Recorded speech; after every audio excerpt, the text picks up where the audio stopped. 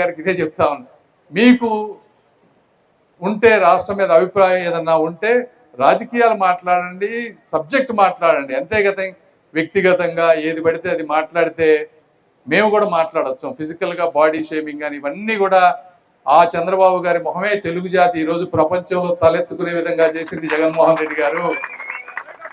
Mind set గురించి మీరు మాట్లాడతారు, ఎవరిది మైండ్ సెట్ ప్రాబ్లం అని నేను ముందే చెప్పా. ప్రజావేదికను కూల్చిన మైండ్ సెట్టా, లేకపోతే పాస్ పుస్తకాలపై బొమ్మేసుకున్నది మైండ్ సెట్టా? ఎవరిది మైండ్ సెట్? మాస్కులు అడిగిన పాపానికి ఒక వ్యక్తిని సైకోగా చిత్రీకరించి చంపింది మైండ్ సెట్, ఎవరిది మైండ్ సెట్ అని అడుగుతాను.